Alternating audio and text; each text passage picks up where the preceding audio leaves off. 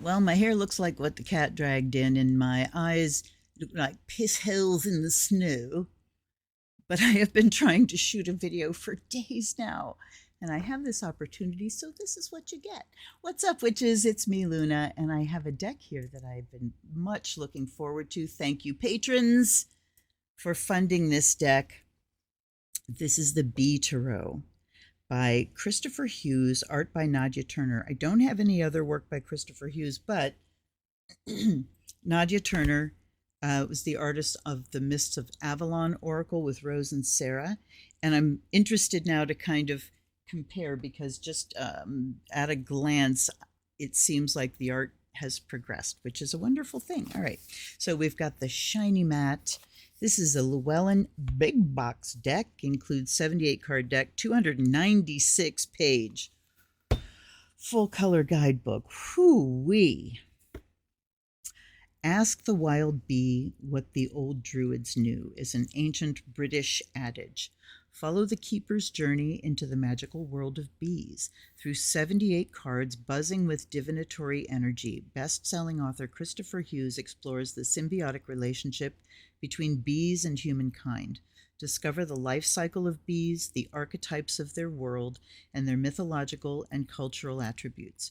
With Nadia Turner's exquisite art, a premium linen card finish,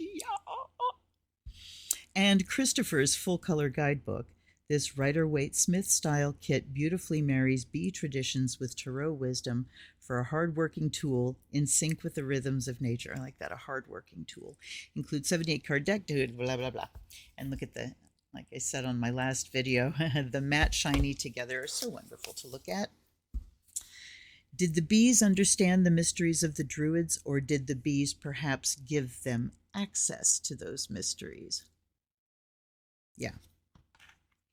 And we've got this, I mean, seriously, weighty book. This thing weighs like a pound. Gee, but look how exquisite the art is. Now I see a similarity in the faces with the Mists of Avalon Oracle. Very, definitely stylized, but not over the top. Just beautiful. Look how flowing. Okay. I always have to look to see. Bees have always guided the actions of humans, and for centuries, so has Tarot. Best-selling author Christopher Hughes combines the wisdom of these worlds to produce a powerful deck that gives you clarity and direction. And it says what the guidebook will do. There's the deck, which we will set aside and look at the little bees. It's the only thing I really like about that size box. But it's beautiful. I mean, on its own, it's just a beautiful set. Into the Hive by Nadia Turner. Ooh. You hear that? Cracking the book. This is, I believe it's 2024.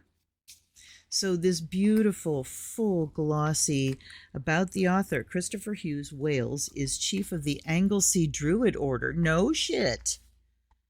A Mount Haemus scholar and a member of the Order of Bards, Ovates, and Druids. He's a teacher, writer, workshop leader, and guest speaker at pagan conferences, camps, and festivals throughout the United Kingdom, Europe, and North America, and has also contributed to Welsh and English television and radio. He's the author of 4 books and the creator of the Celtic Tarot. Okay. Well, I have several Celtic Tarots. And Yuletide Tarot. Visit him at angleseydruidorder.co.uk. Nadia Turner creates wayward wonders in the magical Dandenong Ranges just outside of Melbourne.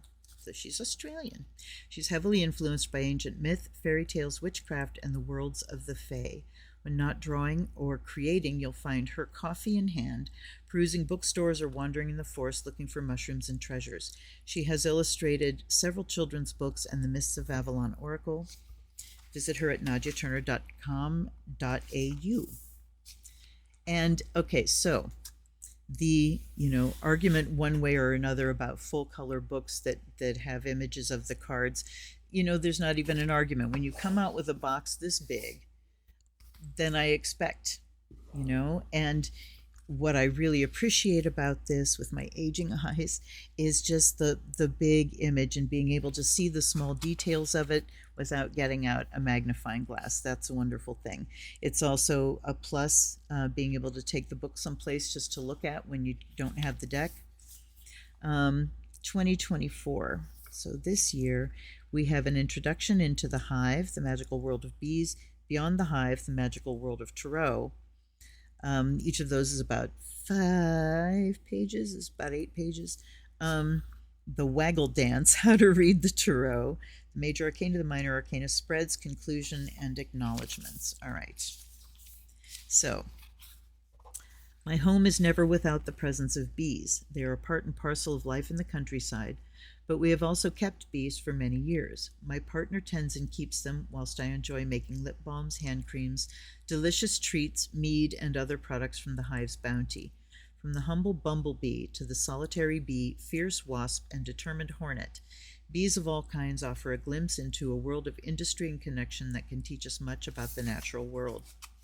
In recent years, bees have made headline news mostly because of the threats they face from aggressive human agriculture that has diminished their source of food. In areas where only one particular species of plants are grown for human consumption, it has severely impeded the bees. In the past 2 decades, bees were blighted by a mysterious condition called colony collapse disorder, which became common knowledge as the world faced the threat of a devastating decline in bees. As one of the main pollinators of flowering plants, their collapse could have far-reaching consequences on the natural world and the well-being of humankind. The blight of the bees highlights an intrinsic issue in the condition of humankind, our separation and disconnect from nature. In keeping bees, one cannot help but be moved by these tiny creatures that work as individuals and as a collective for the benefit of the society they exist within. In doing so, they bring abundance and fruition to the world at large. On a summer's day, their buzzing flights are a constant reminder of the intricate balance within nature, a balance that bees help moderate. Within the hive, in perpetual darkness, their eyes are disengaged and their other senses come alive. They are creatures that can communicate using methods we barely understand.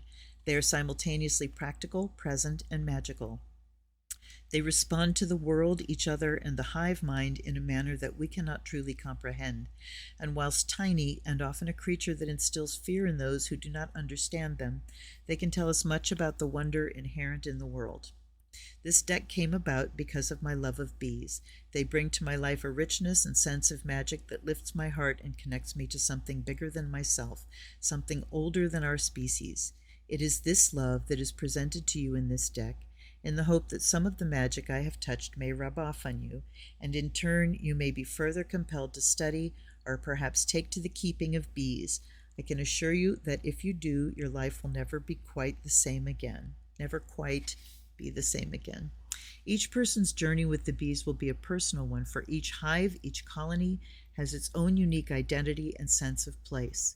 With that, this deck reflects the connection I have felt with the world of bees. So in essence, it is deeply personal, and yet it reflects a wider perspective that combines bee lore with the wondrous world of Tarot.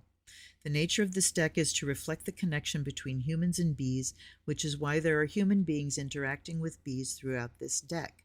The bees have always guided the actions of humans, and for centuries so has the Tarot. In this deck, these two worlds combine to produce both a guide to wisdom and magic and a tool to bring clarity and direction.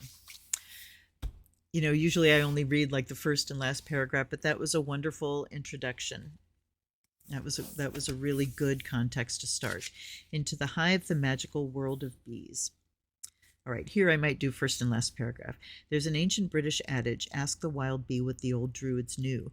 It implies a relationship between the bees and the priesthood of the ancient Celtic world. It tells us that the bees understood the mysteries of the druids, or did they perhaps give the druids access to those mysteries? Now, we saw that. For millennia, bees have been the companions of humankind and have given rise to myths and folklore, art and intricate jewelry, and of course, nutrition in the form of honey. Bee symbolism and associations can be found in almost every culture and society on Earth. In the English language, we use terms that are intimately connected to them to describe both people and activities. A strong-willed and powerful woman can be referred to as a queen bee, and when we are busy as bees, we are described as a hive of activity. An early example of human interaction with bees. Okay, so we go into history and lore here, talking about ancient rock art, gods and goddesses of bees, the Egyptians. Beekeeping, there's that little, when I open the pages, I love it. Beekeeping can be found in history in almost every society on Earth. In this deck, you'll find symbols of beekeeping in the form of common hive structures used during the last 2,000 years. I'm looking to see where else they say in this deck, you know. The skep hive consists of coiled rope or straw formed into a conical shape that emulates the earlier alveary hives that may even predate the Romans. Okay, the skep hive. So there's a lot of good information to read here. And as, you know, is usual with a themed deck, you're going to get much more out of the deck if you read the entire thing. I'm not going to do that. Over 20,000 species of bees in the world. Okay. Considered the food of the gods. Honey has long been a source of nutrition, energy, and is a medicinal substance. Honey is very interesting. Honey, when mixed with water, creates a mild form of peroxide, and it is antibacterial. When I had my babies, my midwives coached me in using honey on their cord stump, and no issues whatsoever. Within 5 days, dried up and gone with no problem. All right, different colors of honey. This liquid is then dehydrated by the fanning of bee wings. So nectar comes in and is chemically altered by the bee's digestive system and the enzymes. And then they fan it in and becomes honey, and it's talking about mead, one of the earliest alcoholic drinks that humans created. A substance that has immensely long shelf life, this is honey itself, is not prone to bacterial or microbial attack. For this reason, honey's been used in medicine for millennia. As a dressing, it will inhibit the growth of bacteria and pathogens in wounds. For coughs and colds, it will soothe and inhibit bacterial growth in the throat, stomach, and gut. It tastes good and beneficial to bee and humankind. It is liquid sunshine. Then we have the magical world of Tarot. A very short section there. We've got a list of the numbers. Aces mean, twos mean. Beyond the hive, here's the quartz. So they're taking very little time with these, and that's appreciated. King, active, stoic, authoritative, established, leading. Queen, receptive, experienced, expressive, sustaining, nurturing. I like that, experienced. Prince, active, compulsive, risky, ambitious. And princess, princess, receptive, willing, enthusiastic, open. The waggle dance. Honeybees utilize a mysterious system by which they tell other bees how to find a good harvest of nutritional flowers. They do this using what is called the waggle dance. A worker bee will run a sequence of movements called a dance or a run, with its duration signifying the distance from the hive to the flower. Combined with an internal sun clock, they use solar navigation to lead other bees to the crop. Whilst aspects of this dance have yet to be decoded by scientists, there are still elements of it that remain a mystery. Have been decoded. Oh yes, still that it is a complex form of communication and storytelling that helps guide other bees to a particular destination. Similarly, the Tarot is also a dance that runs along a specific pathway, usually called a spread. So then we are into the majors, and we get, of course, a full page. I mean, this I do like the large images. Here we get buzzwords. That's so cute. Instead of keywords, it's buzzwords. Yay. And then we get a couple paragraphs. Oh no, we get a couple pages, upright and reversed. And then let's see what we have with the minors. We just go straight in. So minor arcana and then wands. So there's a ones all together, and then each card, same thing, buzzwords, and 2 pages. Now it's, I mean, this could have been 1 page. Yeah, so type, huge margins. They could have used a bit less paper, I believe. But this is what it is. Let's look at the back, where we see spreads. The 4B spread: what nourishes me, what humbles me, what motivates me, how others perceive me. And it's honeybee, bumblebee, wasp, and hornet. My present situation, this is the forager. Present situation: what I need, what I want, what I'm not aware of, what my expectations are, outcome. The hive and flower spread, this is a Celtic cross, modified Celtic cross. The buzz, the storm, the worker, oh, the worker's up here, the collective, the larvae, the hornet, flowering, woodpecker, the comb, the harvest. Cute. Waggle dance is the issue: what actions you need to take, what supports you, your anxieties, advice from higher self or spirit, what no longer serves you, what sacrifices you may have to make in the conclusion. That sounds good. Meadow spread: my current situation or the issue at hand, what my expectations are, what unseen forces are at play, what my anxieties are, what guidance and advice is available to me, in the potential outcome. We might do that, or we might do my normal thing, because 6 cards, ooh. Okay, you know what? I just got sad because they're showing these, and I'm sitting here thinking of this hexagonal shaped deck, and it's not. That's a shame, because I was thinking, oh, when I put the cards together, they're gonna be like they usually are. Okay. Cast spread, yes or no, is worker, drone, active force, passive force, and motivative force. Worker, drone, queen. Then we have a conclusion. Here we go. I'm just going to read this list, talking about, the bees being at risk. Plant a bee garden with wild nectar-rich flowers, indigenous, hopefully. Designate a part of your garden to bees. Flower pots and window boxes are equally as effective. Help in local tree planting projects. Tree blossoms provide an excellent source of nectar for bees. Piles of old wood and bark provide a home for many bee species. Local wildlife charities can advise you on the best bee shelters that can be handmade or commercially purchased. Support your local beekeepers and beekeeping associations.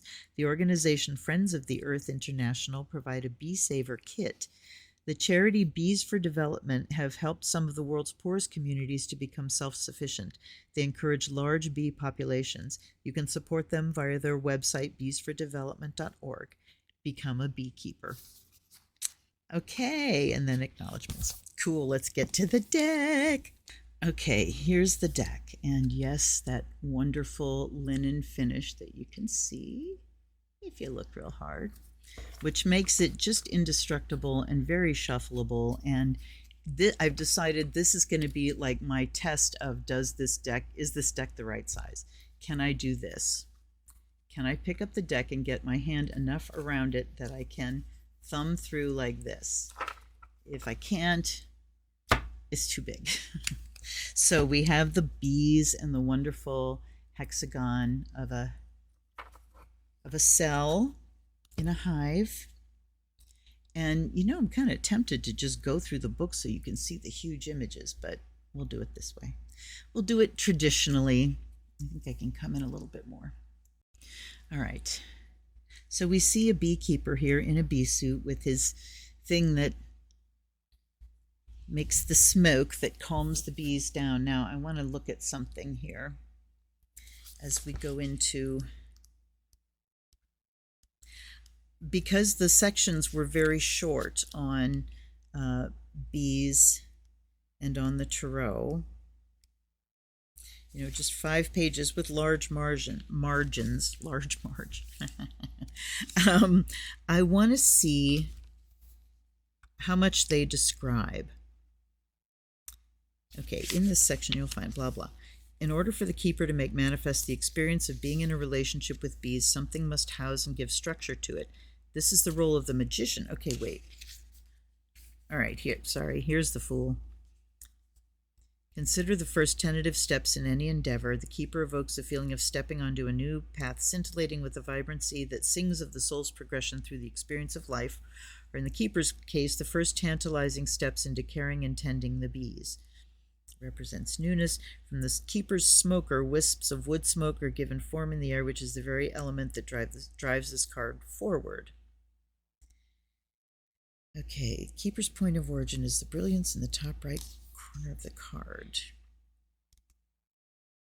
Okay. So it is definitely more tarot than bee, because I was thinking, do they get into like the nitty gritty of what things are called? It certainly is all in reference to bees and beekeeping, but this isn't going to be like a side class in how to be a beekeeper. But we have the Fool walking towards the hives and this bright corner here with the bees coming out and gathering around him. Then here's the Magician, same thing, beekeeper. I like that the infinity sign is made from the smoke. He's got a board, or one of the slices of hive dripping with honey. There's the 4 elements. So that's like the fire, I think. No, wait, that would be the cup, the pentacle, the wand, the sword. So the wand is like the smoker thing. Anyway, and look at this, the Melisse. So now we have different words. The keeper. So this one isn't called the Fool, it's called the keeper. So yes, we're renaming the Melisse as the high priestess. And we do have, the black and white columns. Look at her robe that is just covered in bees. It's gorgeous. I love the flower that kind of makes the horns of a crescent moon. Her cap looks like a crescent moon. The wings are beautiful. So she is of the bees and all the flowers that are, it's beautiful. And here's the Empress. So we have a diversity of skin tone. Isn't she beautiful? Holding this queen bee on her finger. Lush. The artwork is absolutely stunning. And yes, I do see the similarity to the artwork in The Mists of Avalon. Here's the Emperor with a beard of bees. Oh, wow. The look on his face, and he's just looking you straight in the eyes, The Delphic bee is the Hierophant. She is gorgeous. Look at the honey pouring out of her hands. There's honey pouring down the columns. But then we see that smoke again, representing the element of air. And there's it looks like a jar of smoke. Delphic. So she's also the Oracle of Delphi. Delphi. The honeymoon. Oh, the lovers is the honeymoon. That's incredible. So, side quest. The month of May is traditionally said to be unlucky for weddings, for marriages to begin. And so people get married in June. And the origin of that is that May begins with Beltane,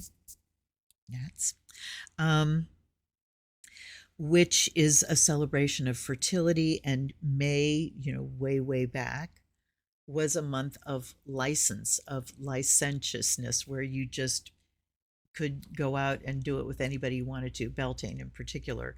But the month of May was seen as a frivolous time, that sort of was sympathetic magic. People are coupling all over the place, and it's a saucy month. So it's not it doesn't bode well to have a committed relationship start in that month. And it was called the honeymoon because it was all just about the sweetness. And then honeymoon came to be the time after marriage. But look at the couple in the grass and the bees. Ooh, I love it. And the barrow, okay, is the Chariot bearing the hive. That's wonderful. Here's strength, which is called strength. Isn't she beautiful? They're juicy images. There's lushness to them. There's certainly light. And there's the hermit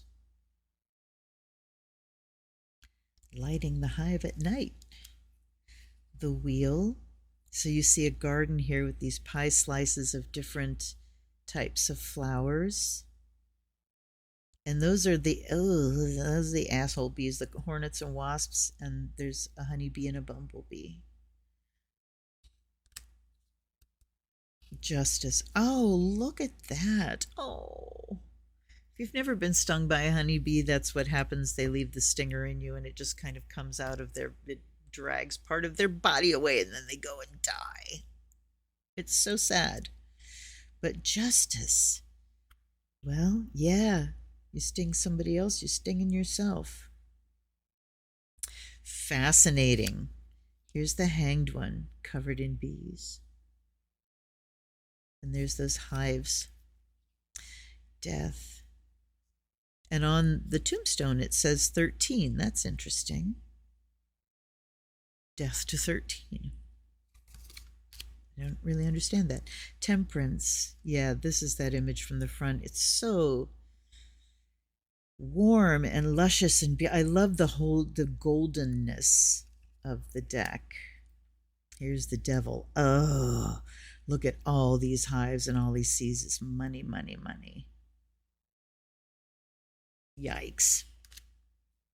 The tower. And that's lightning striking a hornet's nest.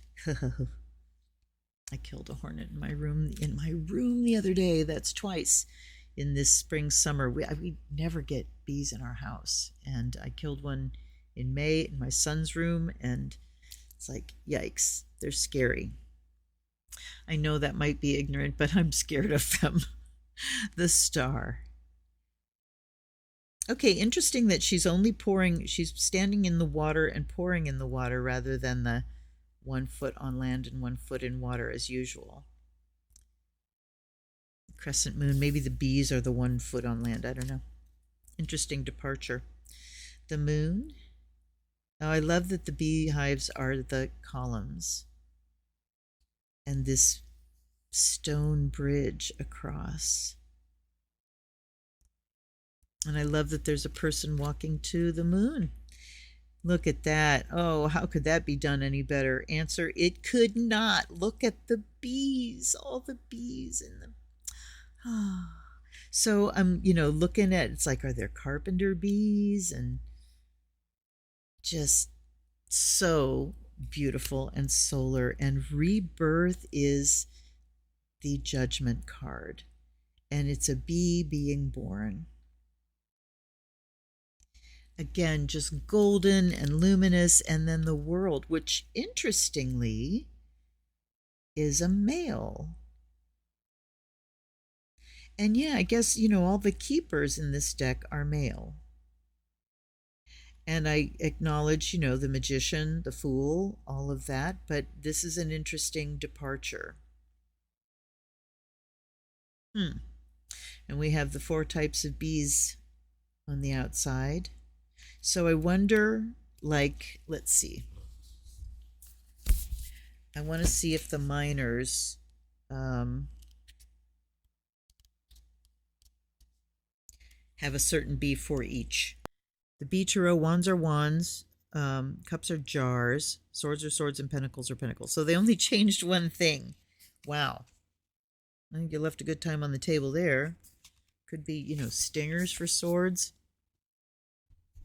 Anyhow, onward. Here's the Ace of Wands. And this beautiful rosy look, rosy, fiery. There's the 2. So he's standing like at a gate. And the 3, definitely familiar elements. With the ships coming or going as they are. You can't tell. There's the 4 of Wands, the hive, decorating the hive. So I know there are traditions around beehives of, celebrating them and decking them and covering them when there was a death, or somebody had to go out and tell the bees, I think it was. There's the 5. Look at the wands. Waha! So yes, they're having a duel. There's the 6, the victory card. Look at the beautiful flowers and the horse, and I appreciate that that's a woman. So yeah, we've just stepped aside of the traditional gendering from Rider-Waite-Smith. Here's the 7 of Wands. There's all these staffs at the side of the hive. Oh, ooh. So there's the protectors. Are those the drones? And there's hornets coming in. Yikes. All right, got that. Here's the 8. Just, very familiar there. Here's the 9. Oh. The hive is burning, and the 10. Look at this bee with such heavy pollen pants.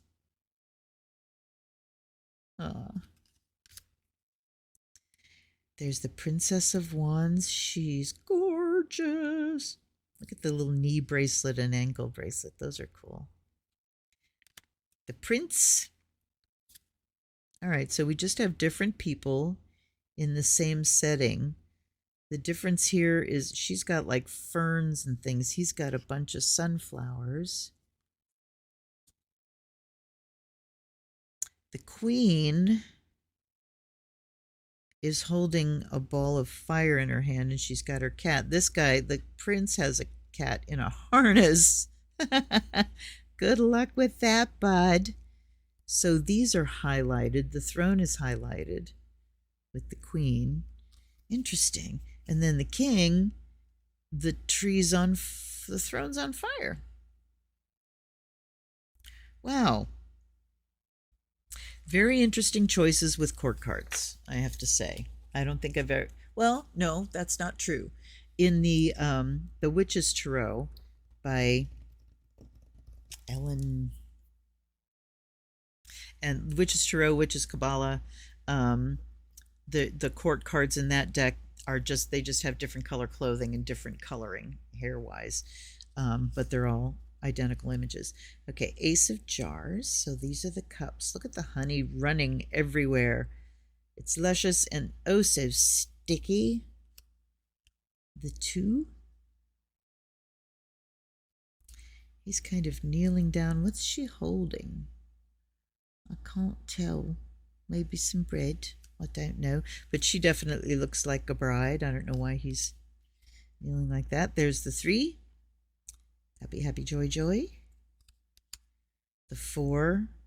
Oh, he's just so distracted, thinking about that full honey jar that he's wasting the majority of it. And here comes a frickin' hornet. 5 of jars. There you go. 5 of jars. Loss. Wow. That's wonderful. And the 6. The little one's learning all about it. The 7. I don't really get the, choices. We've got a jar open. The rest are just kind of sitting there. Lots of books. Interesting in the suit of cups. Here's the 8. He's done. The wallpaper's coming off the walls. He's leaving. Here's the 9. Is there a bird? There isn't. Oh, that's Pentacles. Sorry. 9 of Jars, the wish card. Yes, abundance all around. The 10 of Jars. Oh, look. Oh, that's adorable. All right, here's the Princess. So we have this stone throne, and he's got a hornet on his shield. There's the Queen and the King. So not a lot of difference between each of these. The jar's in a different place with each of them.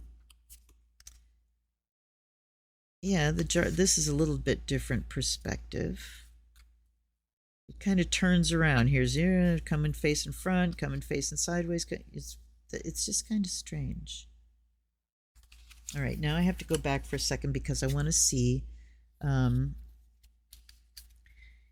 Yes, the Prince of Wands did not have a shield of any kind, or it doesn't show a type of bee. All right, swords. There's the 2. Appreciate the blindfold, the 3. Things are very consistent here. Thank you for showing the hornet. Assholes. There's the 4. Just naked in a field of flowers, as you do. 5 of swords. Look at the woodpecker destroying the hive. And there's the 6. I like the boats off in the distance, but you can see the swords there. And the 7, which is just stabbing the hive. Yikes. 8, more stabbing the hive. Okay, I don't see really. So the woodpecker starts digging in and then is flying away with the bee in its mouth, and there's swords in, and then there's more swords in. 3, 4, 5, 6, but this is the 8. Where are the other 2? They've been pretty consistent showing. Oh, there's 1, there's 1. Okay. That would have bothered the shit out of me. Okay. I mean, how is this not like the 9 or 10? There's the 9. So we get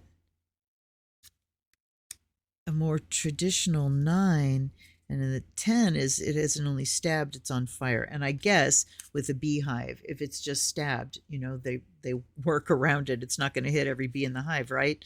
You stab the hive, but it wouldn't kill the bees, but on fire. Okay, all right. Interesting. Here's the princess, and we've got a throne back there that's got a curtain. She looks like she's kind of floating in the air. And he's got all these hives. And she's there with lots of flowers. And then there's the king. Okay. Ace of Pentacles. A honey loaf. The 2. So we're looking at winter here. 3. Dipping. Oh, looky, they're making beeswax candles. There's the 4. What, she's not letting go of old things that are worn out, or what? Maybe. There's the 5. The honey has been spilt. And the 6. I don't really get like the payment of loans and debts. We've just got a lot of richness and abundance. There's the 7. I want to be at a fair.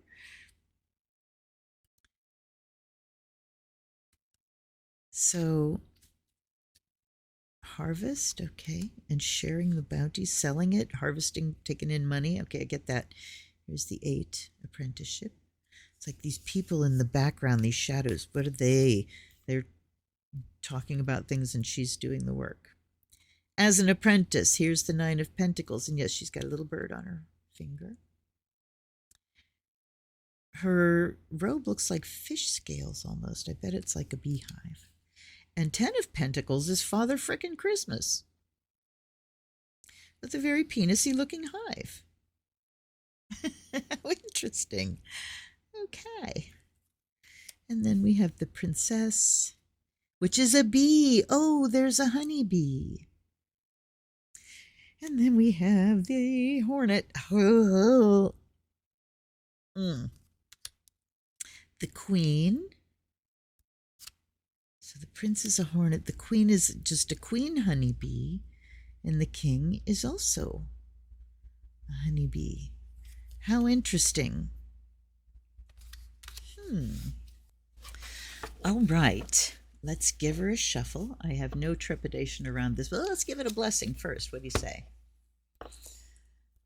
Very interesting, beautiful deck. I mean, I don't have any like major issues with it. I think it's going to read easily if you already know what you're doing. If you are a beginner, I think it has enough references to Waite Smith that if you do your learning on this deck and then, transfer to Waite Smith, you're not going to have an issue.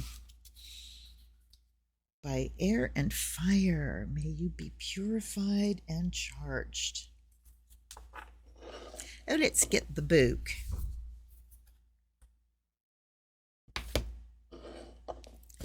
By water and earth. Oof, I've got salt coming around the rim here. By water and earth. I don't worry about watering, getting water on these cards because they're indestructible. May you be blessed and made whole. And by the sound of the bell, may the spirit awaken. The spirit intended and imbued into the deck by the author and the artist. And guides and guardians, allies and ancestors, I open to you with gratitude. Thank you for being here. Thank you for helping me to deliver a message that will resonate for all of my viewers whenever they watch this. And I offer you fresh water. I offer you the fire of Azrael, that the spirit of divination may awaken in the deck. All right, let's shuffle. Yeah. I mean, look at that. Such a dream. That's the way it's supposed to be. And then, when I'm doing readings for myself, I shuffle and shuffle and shuffle and shuffle because that randomizing, while you concentrate on the question, while you form, the scenario in your mind and ask for information on it, that's what, and then the continual shuffling is what allows the cards to align within that context. It's what allows for synchronicity to play a hand. Oops. And that's how they let me know we're done being riffled, right? So what do we need to know today? What do we need to know that it's time to stop shuffling? Here we go. And we get the Six of Swords, then the King of Jars and the Three of Jars, the Four of Pentacles, the Two of Swords, and at the bottom, the Three of Pentacles. So we haven't gotten a major. Once I'm done with these six, we'll go until we find the first major. Okay. So intuitively, I've got a glare. The Six of Swords talks about escape or rescue, escaping a situation. It can talk about transition between one situation and another, but it definitely has that vibe of getting away from something bad onto something better, right? So we are in motion right now. We are moving through such a transition time. And, there's that old saw of new agey spirituality kind of things that in order to reach the other shore, you have to be willing to lose sight of the shore that you left in order to get to the other shore. And that means you have to be willing to go into a period of not, of becoming, not being this or being that, but of transition, of becoming. So being in that area of becoming, the King of Jars and the Three of Jars says that we have mighty resources. We have amazing resources through this. And the message here as we're traveling through is to acknowledge the abundance that is all around you.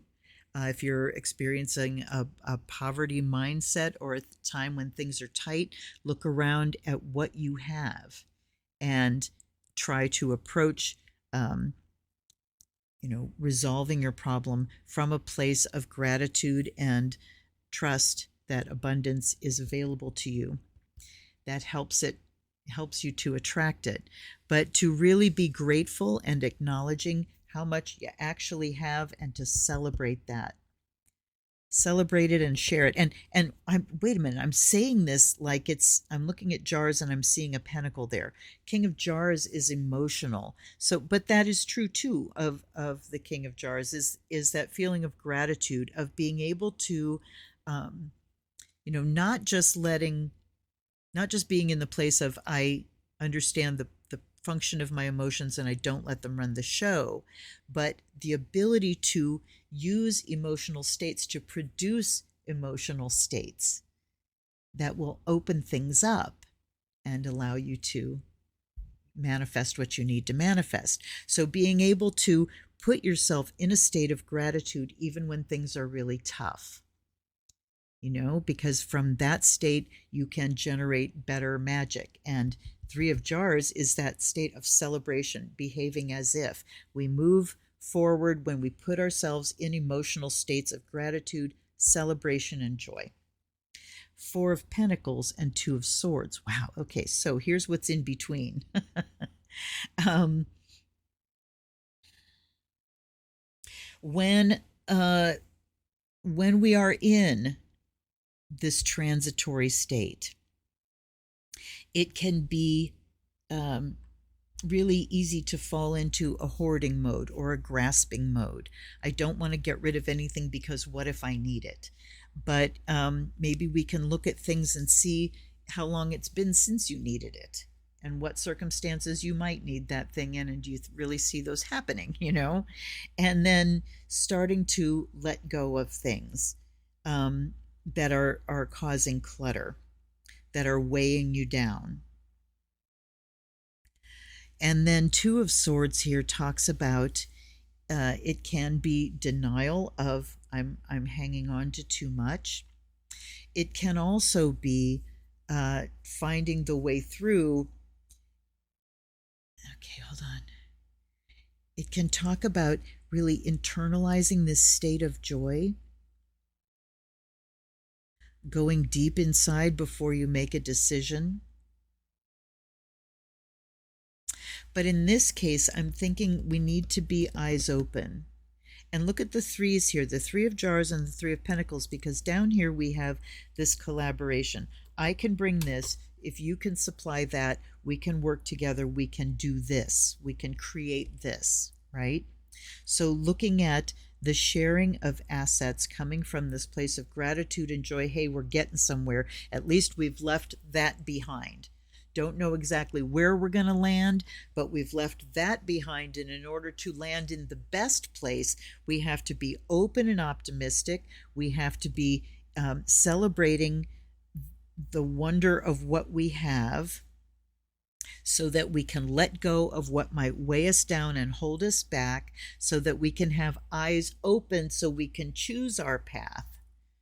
Instead of being so internal with it that, I will let sometimes you have to have your eyes open to look. I've always taken those blindfolds as the signal of you need to take your, the blinders off in some regard. And then ultimately we need to, it comes to the hive working together. The entire hive working. And you know what? I haven't read any of these. Oh my gosh. All right. I won't read them all. But clearly, you get a hell of a reading out of the deck. Okay. Six of Swords. The buzzwords are transition, journey, and shelter. In the foreground, a wreath of funereal flowers is held upright by three swords. Okay, I didn't recognize it was a wreath. Yes, it is. Reminiscent of the Three of Swords and the piercing of a heart. Here we see that the pain of that and subsequent cards in this suit have been transformed into flowers of mourning. The pain has settled and transformed itself into something else, into a new experience that will become an intrinsic part of who you are and how you will deal with future difficulties. This is very good writing. I'm very, very much appreciating his writing. Beyond the wreath, a further 3 swords show a progression that leads to a part of the card where we can assume the boat has sailed from. A flurry of bees metaphorically carry the experiences symbolized by the wreath as they follow the boat to a new destination. The lake represents the pool of the mind, but notice that it is calm. Either the querent or yourself is now in the boat and heading toward a place of transition that will eventually lead to transformation. If a person has been in mourning, this card implies that the process of emotionally relocating the individual who has died has truly begun. Card implies the process of emotionally relocating the individual that has died has truly begun, and they may feel that they are more able to go about their daily life, emotionally relocating. That is an amazing, amazing concept. Putting them in a different place. Okay. Whew. There's an initiation in that sentence. This card is slightly more proactive than the journey toward rest seen in the Four of Swords, which is an intentional move in a new direction. Questions of spirituality and religion can be at play here, and it may be that the person in focus is embarking on a new spiritual path. In any case, this is worthy of pursuit, for it will assist the mind in finding the calmness that it so desperately needs. Upright, find the places and people that provide you with shelter, where the mind and its endless chit-chat can be observed as if from the outside, a place where you become the observer of your own thoughts. That landed in an interesting place. Reverse, someone has made a decision based on a knee-jerk reaction. Their emotions have become unchecked, and they're not thinking rationally. Encourage them to employ logic and reason to compensate. This is wonderful writing. I'm just going to read the upright meanings for the rest of them, because this has been long. But, you know, this deck deserves it. All right, wait. Pentacles. Where are my cups? Swords. Jars. That's why I couldn't find them, because they're jars. My brain was looking for the wrong thing. All right. King of Jars. Generous, motivated, fatherly. This card draws attention to someone who is or needs to act honorably and with integrity, and implies that a situation requires someone who's willing and able to nurture and support those in their wider community. Okay, he looks like someone I know. Very handsome. All right. 3 is celebration, collaboration, joy. Pick up the phone or send a message to those you love and throw a dinner party to celebrate the people that move your heart. And if that's funny, I've been thinking about inviting some friends over. And if they are too far, video call them. Tell those who love you, tell those you love how much they mean to you. Fill your jar with the gold of togetherness. 4 of Pentacles. So we do have a standalone message for each of the cards that you can just take as a single card thing. Control, possessiveness, material gain. This is 4 of Pentacles. Your gain may be at someone else's loss, and this card asks you to evaluate the relationship you have toward the accumulation of material wealth. You are in grave danger of becoming miserly or greedy. That's good. 2 of Swords. Indecision, fear, difficulty. The swords, this is a longer one. The swords this person holds in their hands are not ones of defense. Instead, they represent the sharp edges of the mind and the perplexity of indecision. Wonderful writing. There are a number of routes open to this person, and they may each have their own appeal, but they cannot seem to make a decision and choose one path over another. The blindfold that hinders their vision is another object of their own doing, and may indicate that they're reluctant to make a decision for fear of great change. Look at this, transition, changing, and here we are. I'm afraid. I'm afraid of changing.